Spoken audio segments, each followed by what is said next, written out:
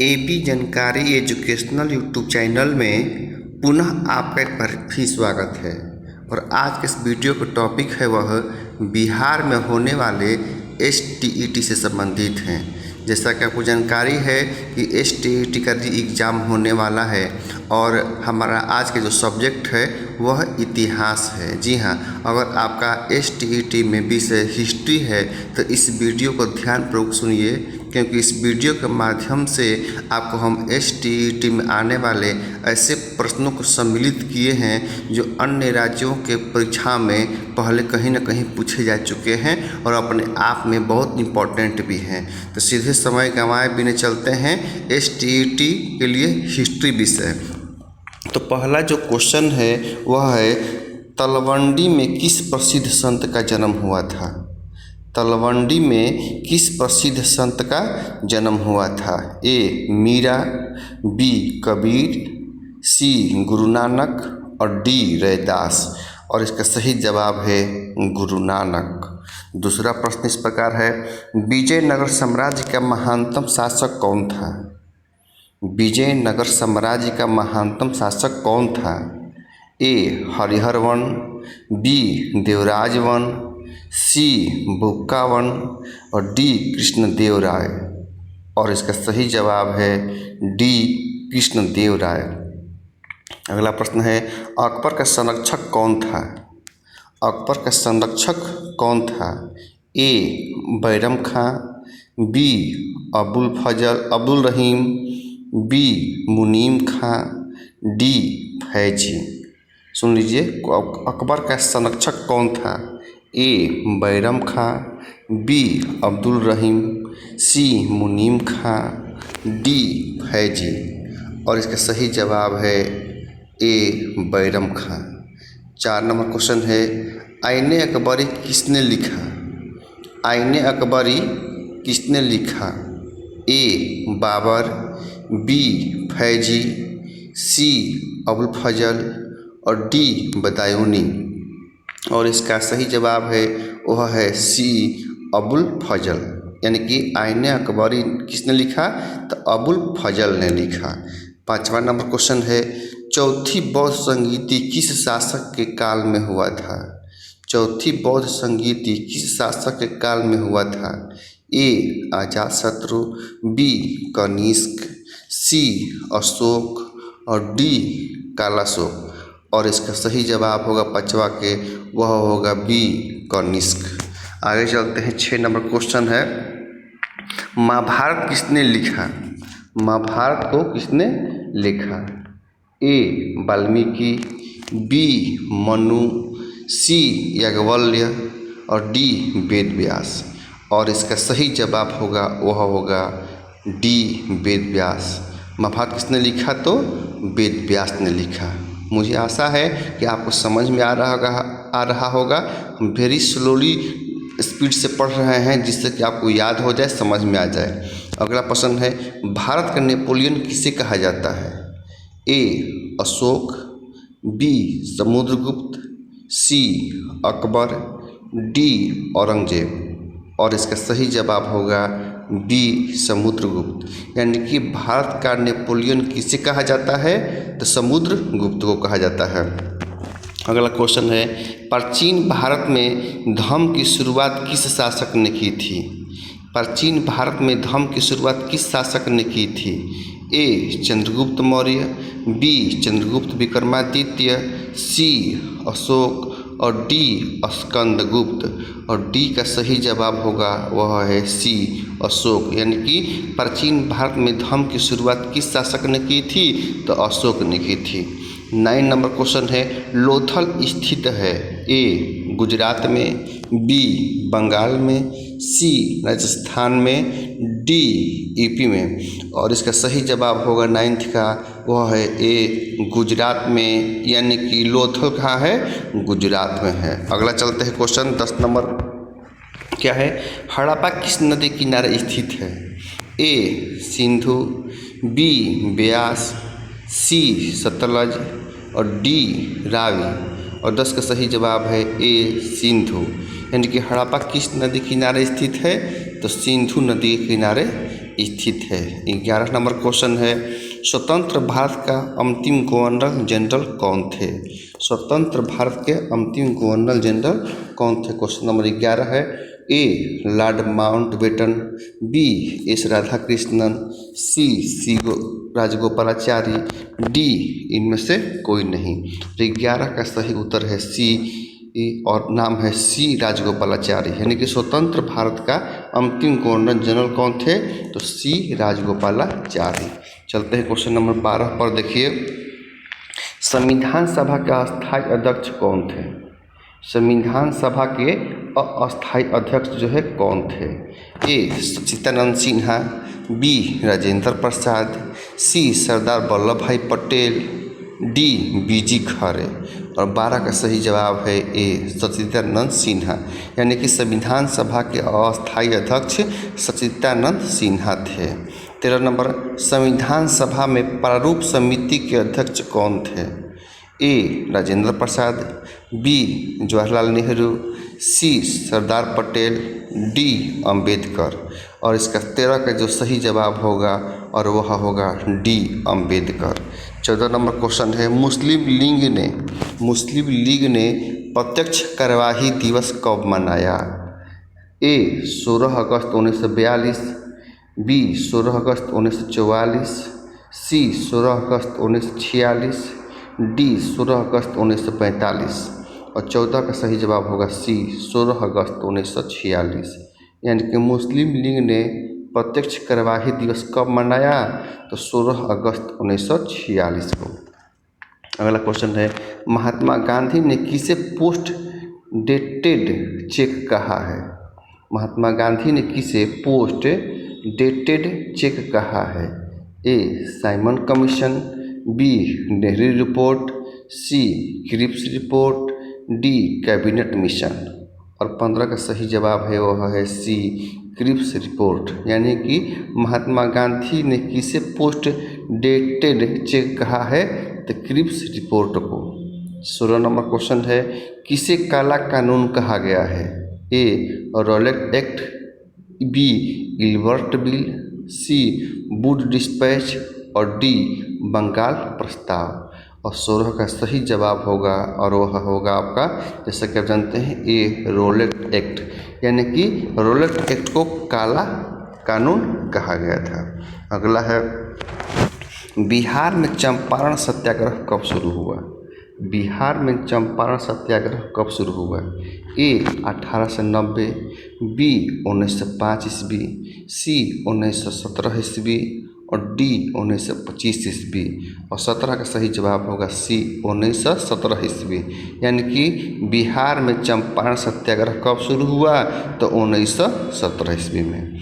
अगला क्वेश्चन है, भारत में रेलवे की शुरुआत कब हुई? ए 1753 ईस्वी, बी 1853 ईस्वी, सी 1901 ईस्वी और डी 1935 ईस्वी। और 18 का सही जवाब होगा वह होगा बी 1853 ईस्वी, यानी कि भारत में रेलवे की शुरुआत कब हुई? तो 1853 ईस्वी में। अगला नंबर क्वेश्चन है 19 नंबर, ध्यान से देखिए, बिहार में 1857 के विद्रोह का प्रमुख नेता कौन था?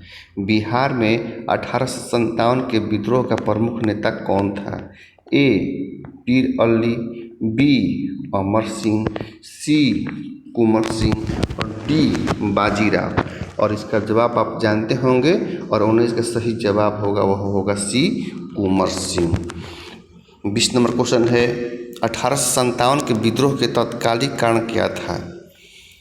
ए घेरे की नीति, बी व्ययगत सिद्धांत, सी चर्बी वाला कारतूस और डी ईसाई धर्म का प्रचार। और 20 का सही जवाब होगा सी चर्बी वाला कारतूस। अगला क्वेश्चन 21 नंबर है, वो भी बहुत इंपॉर्टेंट है। रैयतवाड़ी व्यवस्था में भूमि का स्वामी कौन होता था? रैयतवाड़ी व्यवस्था में भूमि का स्वामी कौन होता था? ए जमींदार, बी ब्रिटिश सरकार, सी किसान और डी ग्राम प्रधान। और 21 का सही जवाब होगा वह होगा आपका जैसा कि आप जानते हैं कि इसका सही जवाब होगा सी, यानी कि किसान। रैयतवाड़ी व्यवस्था में भूमि का स्वामी कौन होता था? तो किसान होता था। 22 नंबर क्वेश्चन है, संथाल विद्रोह का नेता कौन था? संथाल विद्रोह का नेता कौन था? ए सिद्धू, बी गोमधर कुंवर, सी चित्तर सिंह और डी औरंगजेब। और 22 का सही जवाब है वह होगा ए सिद्धू, यानी कि संथाल विद्रोह का नेता कौन था? तो सिद्धू था। अगला है, अस्थाई बंदोबस्त कहाँ लागू किया गया था? अस्थाई बंदोबस्त कहाँ लागू किया गया था?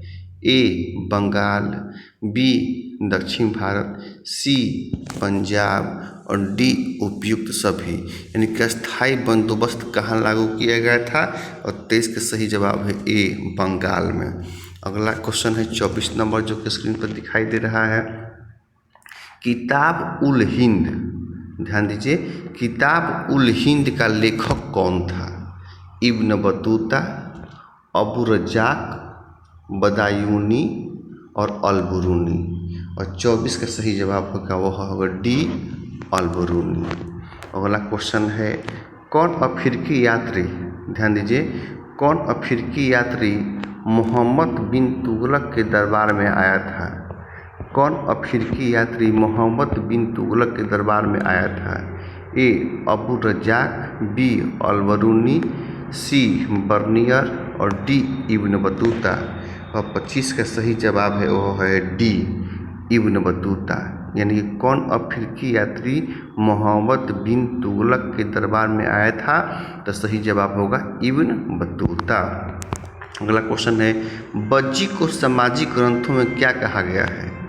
बज्जी को सामाजिक ग्रंथों में क्या कहा गया है? ए गणसंघ, बी गणतंत्र, सी कुलतंत्रीय, डी सभी। और 26 का सही जवाब है वह है ए गणसंघ। अगला क्वेश्चन है 27, जनमत शब्द का शाब्दिक अर्थ क्या है? जनमत शब्द का शाब्दिक अर्थ क्या है? ए जहाँ लोग अपने घर बनाते थे, जहाँ लोग अपने पैर रखते थे, सी जहाँ लोग अपने मवेशी रखते थे, डी इनमें से कोई नहीं। और 27 का सही जवाब होगा वह होगा डी इनमें से कोई नहीं। अगला क्वेश्चन है बहुत इंपॉर्टेंट है, 5 चिन्ह वाले सिक्के बने होते थे। क्वेश्चन सुन लीजिए, 5 चिन्ह वाले सिक्के बने होते थे। 5 चिन्ह वाले सिक्के बने होते थे, सोने के, चांदी के, तांबे के, बी और सी, यानी कि चांदी और तांबे के। और 28 का सही जवाब होगा वह होगा आपका डी, यानी कि बी और सी, चांदी और तांबे के। यानी कि 5 चिन्ह वाले सिक्के किसके बने होते थे? तो चांदी और तांबे के। 29 नंबर क्वेश्चन है, मौर्यकालीन कलिंग राज स्थित था। मौर्यकालीन कलिंग राज स्थित था। ए वर्तमान उत्तरी उड़ीसा में, बी वर्तमान पूर्वी उड़ीसा में, सी वर्तमान पश्चिमी उड़ीसा में, डी वर्तमान दक्षिणी उड़ीसा में। और 29 का सही जवाब होगा वह होगा ए वर्तमान उत्तरी उड़ीसा में। 30 का क्वेश्चन सुनिए, अशोक द्वारा प्रचारित बौद्ध धर्म कहाँ प्रचलित नहीं हुआ? अशोक द्वारा प्रचारित बौद्ध धर्म कहाँ प्रचलित नहीं हुआ? A Japan, B Syria, C Britain और डी श्रीलंका। और 30 का सही जवाब होगा वह होगा आपका सी, और वह है ब्रिटेन। यानी कि अशोक द्वारा प्रचारित बौद्ध धर्म कहाँ प्रचलित नहीं हुआ? तो ब्रिटेन में वह जो है प्रचलित जो है नहीं हुआ। अगला क्वेश्चन है 31 नंबर, अशोक की कलिंग विजय का उल्लेख मिलता है कहाँ? ध्यान दीजिए, अशोक के कलिंग विजय का उल्लेख मिलता है कहाँ? 10वें अभिलेख से, 11वें अभिलेख से, 12वें अभिलेख से और 13वें अभिलेख से। और 31 का सही जवाब है और वह है आपका डी, यानी कि 13वें अभिलेख से। अशोक की कलिंग विजय का उल्लेख कहाँ मिलता है, कैसे मिलता है?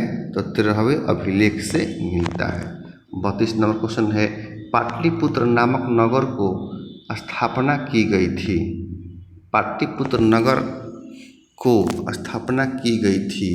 ए अजातशत्रु द्वारा, बी बिम्बिसार द्वारा, सी उदयभद्र द्वारा, डी मुंडक द्वारा। और 32 का सही जवाब होगा सी उदयभद्र द्वारा। 33 नंबर क्वेश्चन, हड़प्पा सभ्यता किस युग की सभ्यता है? हड़प्पा सभ्यता किस युग की सभ्यता है? 33 का ए पूर्व पाषाण युग, बी नवपाषाण युग, सी कांस्य युग और डी लौह युग। हड़प्पा सभ्यता किस युग की सभ्यता है? और 33 का सही जवाब है वह होगा सी यानी कि कांस्य युग की। हड़प्पा सभ्यता किस युग की सभ्यता है? तो कांस्य युग की सभ्यता है। अगला क्वेश्चन है, हड़प्पा की बस्तियों की खुदाई किसने किया था? Sir John Marshall, B Sir William Jones, C Mortimer Wills, A और सी। इसमें से कौन सही जवाब होगा? और 34 का सही जवाब होगा ए सर जॉन मार्शल, यानी कि हड़प्पा की बस्तियों की खुदाई सर जॉन मार्शल ने किया था। अगला, कालीबंगा किस नदी किनारे अवस्थित था? कालीबंगा किस नदी किनारे अवस्थित था? ए रावी, बी सिंधु, सी सतलज और डी सरस्वती। 25 और 35 का सही जवाब होगा डी सरस्वती, यानी कि कालीबंगा किस नदी किनारे अवस्थित है? तो सरस्वती नदी किनारे अवस्थित है। अगला 36 नंबर क्वेश्चन है, भारतीय स्वतंत्रता अधिनियम कब बना? भारतीय स्वतंत्रता अधिनियम कब बना? ए 4 जुलाई 1947 को, बी 18 जुलाई 1947 को, सी 20 जुलाई 1947 को और डी 15 जुलाई 1947 को। और 36 का सही जवाब होगा डी 15 जुलाई 1947 को, यानी कि भारतीय स्वतंत्रता अधिनियम कब बना? तो 15 जुलाई 1947 ईस्वी को। अगला क्वेश्चन है, पुर्तगालियों ने गोवा पर अधिकार कर लिया कब? पुर्तगालियों ने गोवा पर अधिकार कब कर लिया? ए 1509, बी 1515, सी 1510 और डी 1512। और इसका सही जवाब होगा वो होगा सी 1510 ईस्वी में। अगला नंबर क्वेश्चन है, 1857 के विद्रोह में शहीद होने वाला प्रथम व्यक्ति कौन था? ए नाना साहेब, बी मंगल पांडे, सी बहादुर शाह, डी तत्या टोपे। और 38 का सही जवाब होगा वह मंगल पांडे। 1857 के विद्रोह में शहीद होने वाला पहला व्यक्ति कौन था? तो मंगल पांडे। 39 नंबर, मुगल काल में सर्वाधिक उर्वर भूमि कौन सी थी? मुगल काल में सर्वाधिक उर्वर भूमि कौन सी थी? ए परसौती, बी छछर, सी बंजर और डी पोजल। और 39 का सही जवाब होगा वह होगा डी पोंजल। 40, हम्पी नगर किस साम्राज्य से संबंधित है? हम्पी नगर किस साम्राज्य से संबंधित है? ए मौर्य, बी गुप्त, सी बहमनी और डी विजयनगर। और 40 का सही जवाब है वह होगा डी विजयनगर। 41, अल बिरूनी भारत किस शताब्दी में आया था? अल बिरूनी भारत किस शताब्दी में आया था? ए 11वीं शताब्दी, बी 10वीं शताब्दी, सी 14वीं शताब्दी, डी 17वीं शताब्दी। और 41 का सही जवाब है ए और वह है 11वीं शताब्दी। 42, फास्वा बर्नियर था, बहुत इंपॉर्टेंट है, फास्वा बर्नियर था, क्या था? चिकित्सक, बी दार्शनिक, सी इतिहासकार और डी उपयुक्त में से सभी। और 42 का सही जवाब होगा सी इतिहासकार। फ्रांसवा बर्नियर कौन था? एक इतिहासकार था। 43 नंबर क्वेश्चन, कौन सा उपनिवेश अथर्ववेद से संबंधित नहीं है?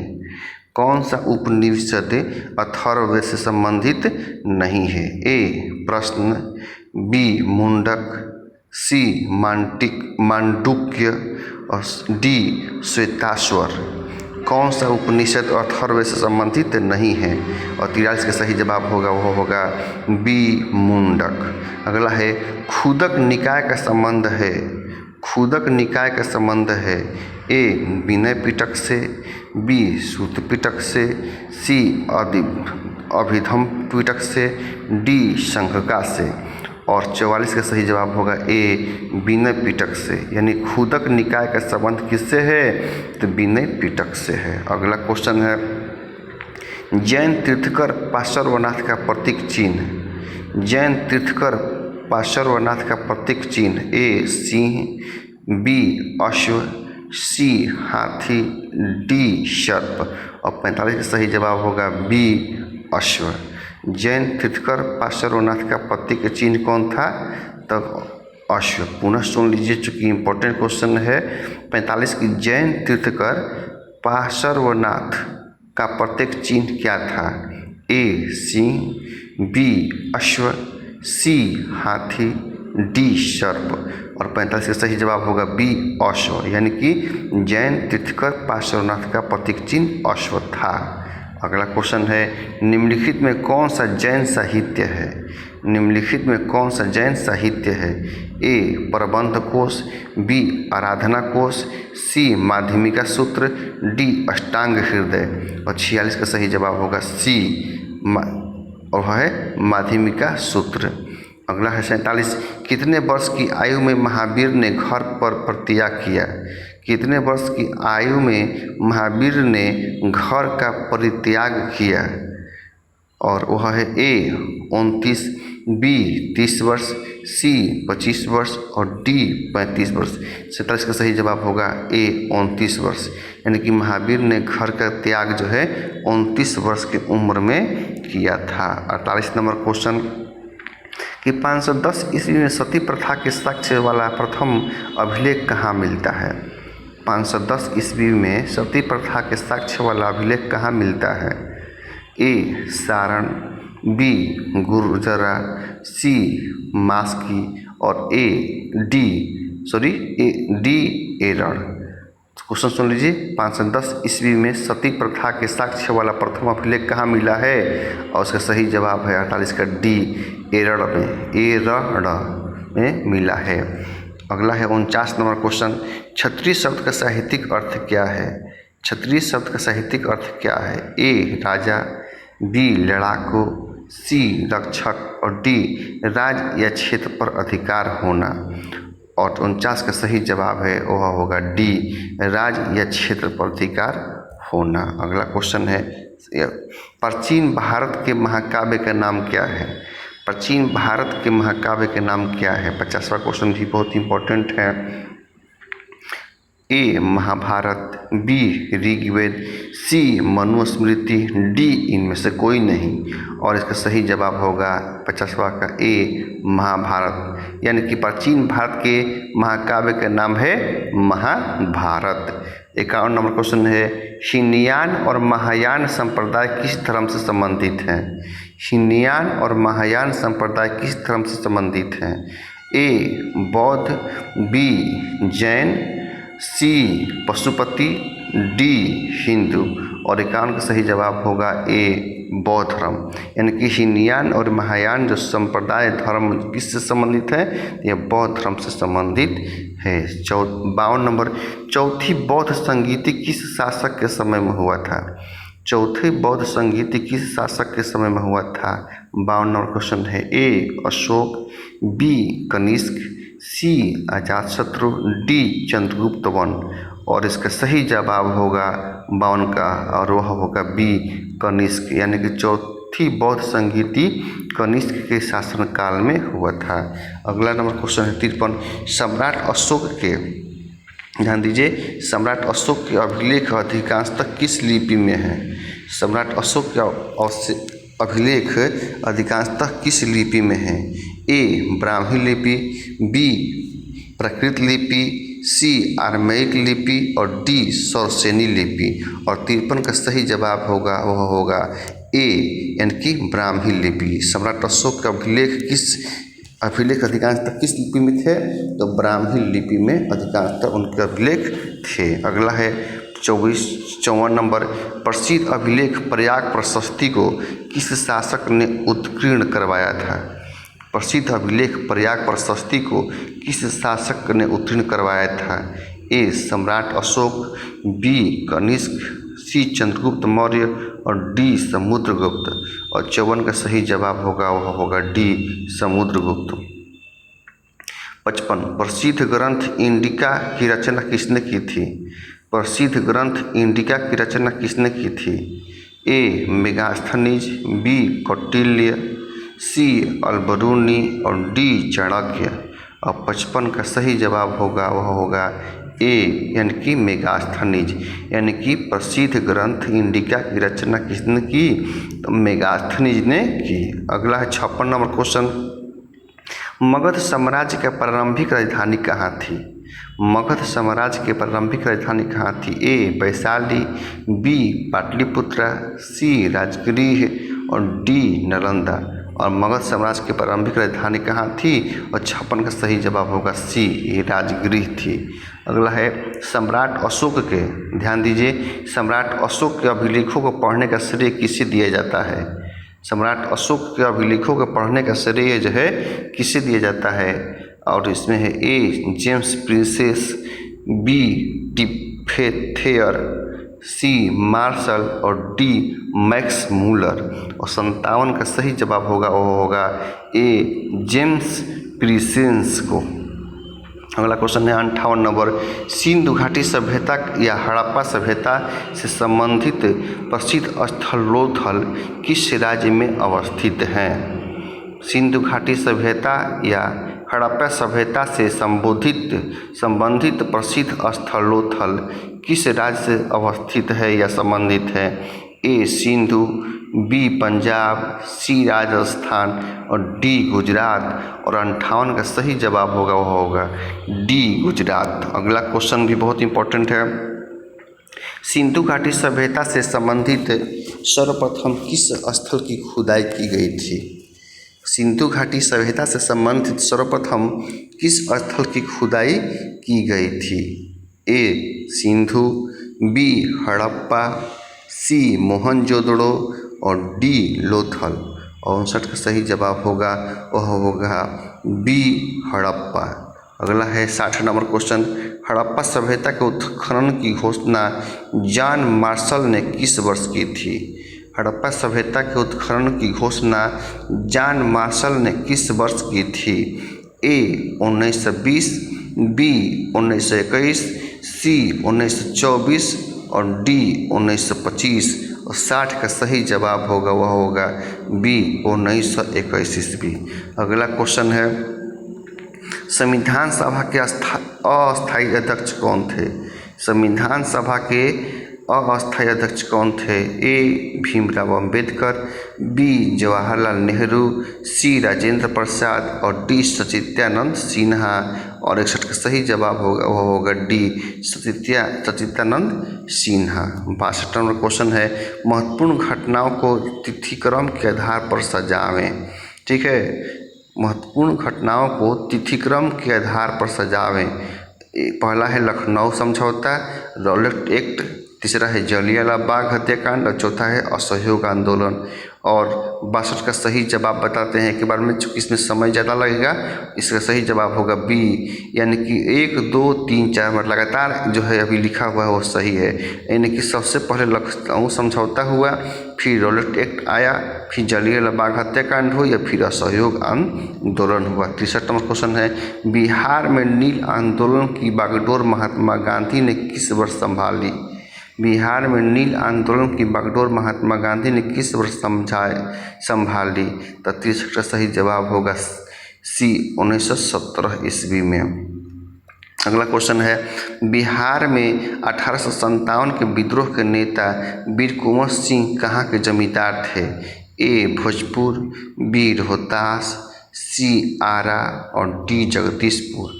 और इसका सही जवाब होगा ए, इसका 64 का वो होगा डी जगदीशपुर के, वो भी आरा के आसपास ही है। 65 नंबर क्वेश्चन है, 1857 के विद्रोह का नेता अखिल भारतीय स्तर पर किसे माना गया? 1857 के विद्रोह का नेता अखिल भारतीय स्तर पर किसे माना गया? ए वीर कुंवर सिंह, बी बहादुर शाह जफर, सी नाना साहेब और डी तात्या टोपे। और 65 का सही जवाब होगा वह होगा बी बहादुर शाह जफर। अगला क्वेश्चन है 66 नंबर, कि किस भू राजस्व व्यवस्था में सरकार ने भूमि का मालिकाना हक किसानों को दिया। किस भू राजस्व व्यवस्था में सरकार ने भूमि का मालिकाना हक किसानों को दिया। ए महलवाड़ी, बी जमींदारी, सी इस्तमदारी और डी रैयतवाड़ी। और इसका 66 का सही जवाब होगा वह होगा आपका डी रैयतवाड़ी। अगला क्वेश्चन है 67। सिंधु कान्हू ने किस विद्रोह का नेतृत्व किया। ए मुंडा विद्रोह, बी हो विद्रोह, सी संथाल विद्रोह और डी सन्यासी विद्रोह। और 67 का सही जवाब होगा सी संथाल विद्रोह। अगला क्वेश्चन है 68 में। भारत में अस्थाई बंदोबस्त कहाँ लागू किया गया था। भारत में अस्थाई बंदोबस्त कहाँ लागू किया गया था। ए बंगाल में, बी दक्षिण भारत में, सी पंजाब में और डी उपयुक्त सभी। और 68 का सही जवाब होगा ए बंगाल में। यानी कि भारत में अस्थाई बंदोबस्त कहाँ लागू किया गया था, तो सही जवाब होगा बंगाल में। 69 नंबर क्वेश्चन। भारत में ध्यान दीजिए, भारत में सूफी मत का कौन सा सिलसिला सर्वाधिक लोकप्रिय हुआ। भारत में सूफी मत का कौन सा सिलसिला सर्वाधिक लोकप्रिय हुआ। ए फिरदौसी, बी कादरी, सी नक्शबंदी, डी चिश्ती। और 69 का सही जवाब होगा डी चिश्ती। अगला क्वेश्चन है आइन ए अकबरी नामक प्रसिद्ध ग्रंथ की रचना किसने की थी। ए अकबर, बी फैजी, सी अबुल फजल और डी अबू रहीम खान खाना। और 70 का सही जवाब होगा सी अबुल रहीम खान खाना। अगला क्वेश्चन जो है आपको पढ़ाने से पहले थोड़ा सा स्टे करते हैं। चलते हैं क्वेश्चन नंबर 67 से। साधु कान्हू ने किस विद्रोह का नेतृत्व किया। ध्यान दीजिए, ऊपर क्वेश्चन अभी दिखाई दे रहा है कि साधु कान्हू ने किस विद्रोह का नेतृत्व किया। ए मुंडा विद्रोह, बी हो विद्रोह, सी संथाल विद्रोह और डी सन्यासी विद्रोह। चूँकि ये बहुत इंपॉर्टेंट क्वेश्चन था इसलिए इसको दोबारा कर दिया गया है। और 67 का सही जवाब होगा वो होगा सी यानी कि संथाल विद्रोह। सिद्धू कान्हू ने संथाल विद्रोह का नेतृत्व किया। अगला क्वेश्चन है 68 में। भारत में अस्थाई बंदोबस्त कहाँ लागू किया गया था। ए बंगाल में, बी दक्षिण भारत में। तो यहाँ सही जवाब बताते हैं कि बार में बंगाल में। 69 है। भारत में सूफी मत का कौन सा सिलसिला सर्वाधिक लोकप्रिय हुआ। 69 का सही जवाब होगा आपका डी चिश्ती। भारत में सूफी मत का कौन सा सिलसिला सर्वाधिक लोकप्रिय हुआ और इसका सही जवाब होगा डी चिश्ती। अगला है 70 नंबर क्वेश्चन है। आईने अकबरी नामक प्रसिद्ध ग्रंथ की रचना किसने की थी। ए अकबर ने, बी फैजी ने, सी अबुल फजल ने और डी अबू रहीम खान खाना ने। और 70 का सही जवाब होगा वह होगा, जैसा कि आप जानते होंगे, 70 का सही जवाब होगा सी अब्दुल फजल ने। अगला क्वेश्चन है 71 पर है कि प्रसिद्ध अफ्रीकी यात्री अब्दुल रज़ाक की भारत यात्रा के समय दिल्ली का सुल्तान कौन था। प्रसिद्ध अफ्रीकी यात्री अब्दुल रज़ाक की भारत यात्रा के समय दिल्ली के सुल्तान कौन था। 71 नंबर क्वेश्चन है और इसका 4 जवाब है कि अलाउद्दीन खिलजी, बलबन, मोहम्मद बिन तुगलक और फिरोज शाह तुगलक।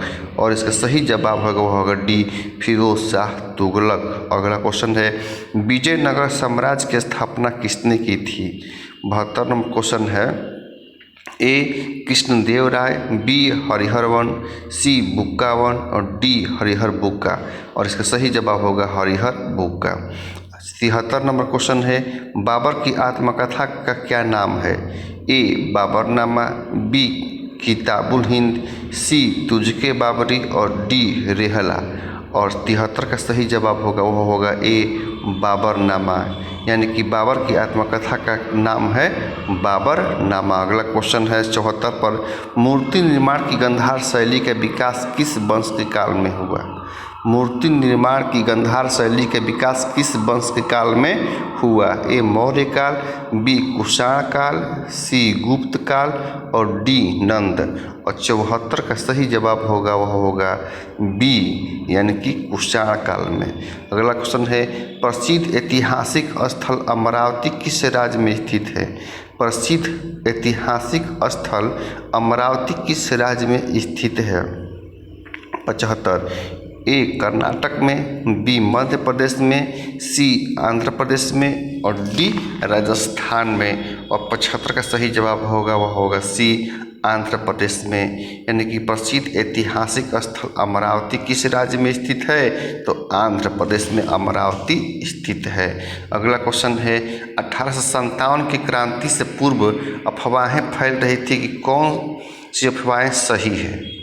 ध्यान दीजिए, 1857 की क्रांति से पूर्व अफवाहें फैल रही थी, कौन सी अफवाहें सही है? ए कारतूसों में गाय एवं सूअर की चर्बी भरी हुई है, बी घी, आटा और शक्कर में गाय और सूअर की हड्डियों का चूर्ण मिला है, सी गांव में चाय पत्तियों एवं छावनी में कमल के फूल भेजे जा रहे हैं और डी उपयुक्त सभी अफवाहें फैल रही थी। और 76 का सही जवाब होगा वह होगा डी, उपयुक्त सभी अफवाहें क्या है? फैल रही थी। यानी कि कारतूसों में गाय वाली और घी, आटा में जो है गाय सूअर की हड्डी और गांव में चाय पत्तियों एवं छावनी में कमल के फूल भेजे जा रहे थे इत्यादि।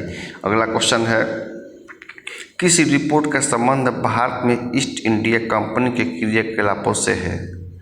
क्वेश्चन सुन लीजिए कि किस रिपोर्ट का संबंध, एक बार पुनः इसको रिपीट हम करेंगे जिससे कि आप समझ सकें कि, ध्यान दीजिए, एक बार रिपीट करेंगे कि किस रिपोर्ट का संबंध भारत में ईस्ट इंडिया कंपनी के क्रियाकलापों से है? ए 11वीं रिपोर्ट, बी 23वीं रिपोर्ट, सी 5वीं रिपोर्ट और डी कोई नहीं। और 77 का सही जवाब होगा उसमें सी होगा, 5वीं रिपोर्ट। 78 नंबर क्वेश्चन है, फ्रांसीसी बुकानन, ध्यान दीजिए, फ्रांसिस बुकानन, थोड़ा सा रिपीट करते हैं कि फ्रांसिस बुकानन के विवरणों की तुलना इतिहास के किस स्कूल से की गई है? ए एनाल्स, बी सबाल्टर्न, सी मार्क्सवादी और डी साम्राज्यवादी। और 78 का सही जवाब होगा ए एनाल्स। 79 नंबर क्वेश्चन है, अब्दुल रज्जाक समरकंदी नामक यात्री ने किसके यात्रा वृत्तांत को पढ़ा और उससे प्रेरणा ली? अब्दुल रज्जाक समरकंदी नामक यात्री ने किसके यात्रा वृत्तांत को पढ़ा और उससे प्रेरणा ली? ए अल-बरूनी, बी इब्न बतूता, सी बर्नियर और डी इनमें से सभी। और 79 का सही जवाब होगा सी, यानी कि बर्नियर। यानी कि अब्दुल रज्जाक समरकंदी नामक यात्री ने बर्नियर के बातों को पढ़ा। अगला है, रामानंद के शिष्य कौन थे? रामानंद के शिष्य जो है कौन थे? रामानंद के शिष्य जो है कौन थे? 80 नंबर क्वेश्चन है, बहुत इंपॉर्टेंट है, अपने आप में है। थोड़ा सा इसका जवाब बताइए। ए रैदास, बी कबीर, सी धन्ना एवं पीपा और डी सभी। और 80 का सही जवाब होगा डी सभी। यानी कि रामानंद के शिष्य कौन थे? तो रैदास भी थे, कबीर भी थे, धन्ना एवं पीपा भी थे। अगला क्वेश्चन है, रूस में भारत का विद्या का जनक किसे कहा जाता है? रूस में भारत विद्या का जनक किसे कहा जाता है?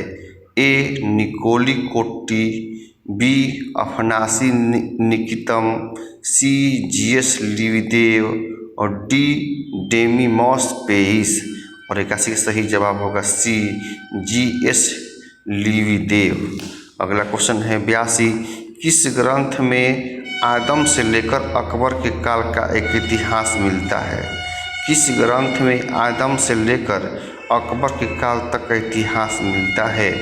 ए बाबरनामा, बी अकबरनामा, सी जहांगीरनामा और डी सभी। और 82 का सही जवाब होगा बी अकबरनामा। किस ग्रंथ में आदम से लेकर